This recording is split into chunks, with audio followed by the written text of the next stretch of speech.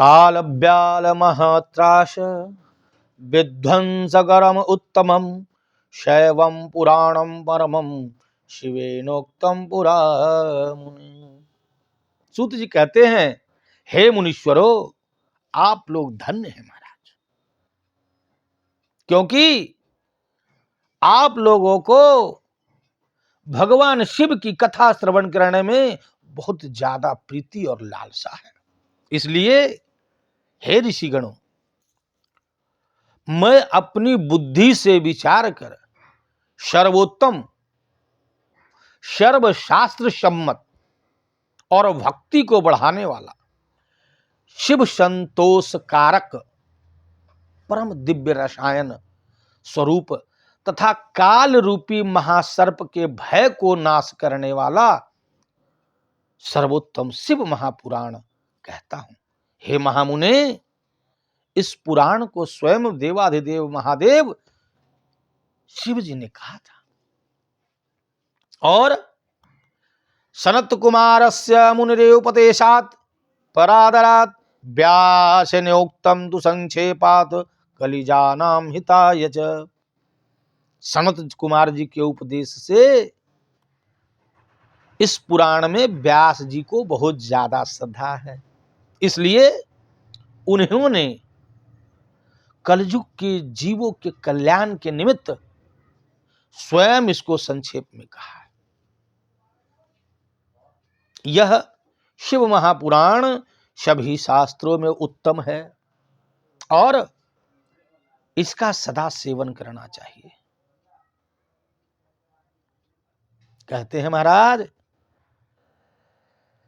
राजसूयेन यत पुण्यम अग्निष्टोम सतेन च तत पुण्यम लभते शंभो कथा श्रवण मात्रतः। कहते हैं महाराज, सैकड़ों राजसूय यज्ञ करने से और अग्निष्टोम यज्ञ से जो फल प्राप्त होता है, वही महाराज महादेव की कथा श्रवण करने से प्राप्त हो जाता है। कहते हैं, ये शृण्वन्ति मुने शैवम पुराणम शास्त्रम उत्तमम ते मनुष्यान मंतव्या रुद्रा एव न संशय। हे महामुने, जो इस उत्तम शास्त्र भूत शिव महापुराण को सुनते हैं वे मनुष्य नहीं, उन्हें रुद्र रूप ही समझो, इसमें संदेश नहीं है। यहां तक के कहा है महाराज इनमें कि शृण्वताम तत्पुराणम ही तथा कीर्तयता तत् पादाम्बुजम रजांसेव तीर्थानि मुनयो विदुः। महाराज कहते हैं, इस पुराण के कथा का श्रवण करने वाले तथा कहने वाले मनुष्यों के चरणों का रज तीर्थ रूप है, ऐसा मुनियों ने कहा है। और कहते हैं महाराज कि यदि प्रतिदिन नियम से श्रवण करने में भी असमर्थ हो तो किसी पवित्र महीने में ही शिव पुराण का श्रवण करना चाहिए। अगर प्रतिदिन आप नहीं कर सकते हैं तो कम से कम महीने में एक बार श्रवण कीजिए। और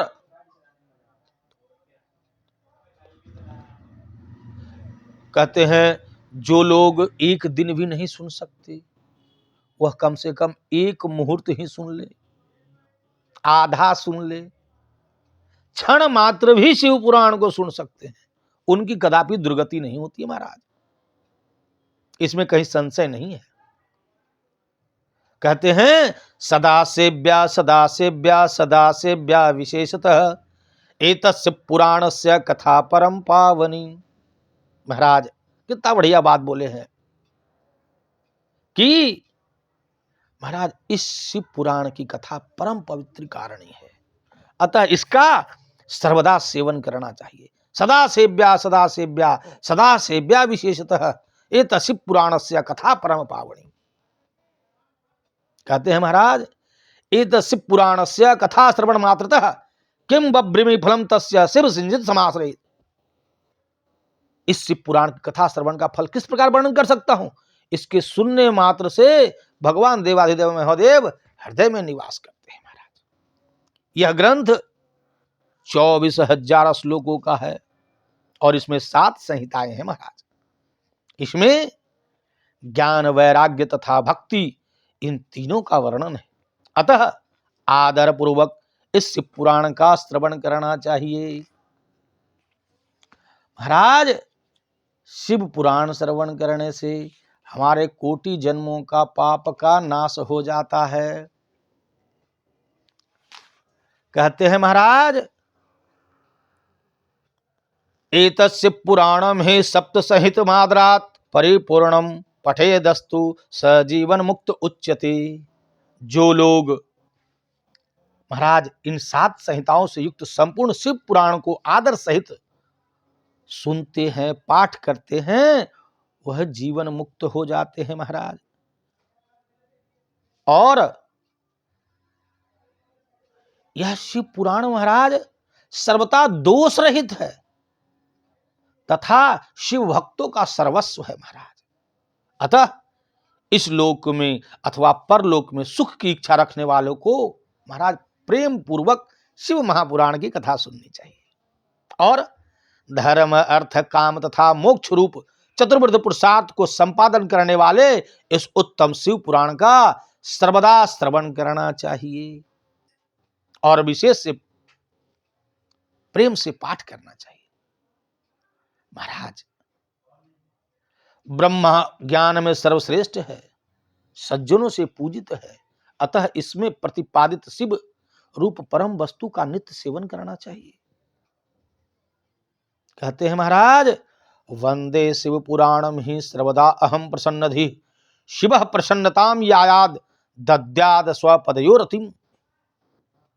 महाराज, शिव पुराण की बड़ी प्रसन्नता से नमस्कार करता हूं। शिव जी इससे मेरे ऊपर प्रसन्न हो तथा अपने चरण कमलों की प्रीति मुझे प्रदान करे। प्रेम शंकर भगवान की जय, वृंदावन बिहारी लाल की जय। इस तरह से महाराज शिव महापुराण के महात्म का प्रथम अध्याय का विराम हुआ और आज से प्रतिदिन हमारे YouTube चैनल पे आप शिव महापुराण की कथा का श्रवण करें और अपने जीवन को कृतार्थ करें। जय श्री महादेव, हर हर महादेव, प्रेम शंकर भगवान की जय। शिव सेवक गया वाले का आप सबों को हर हर महादेव।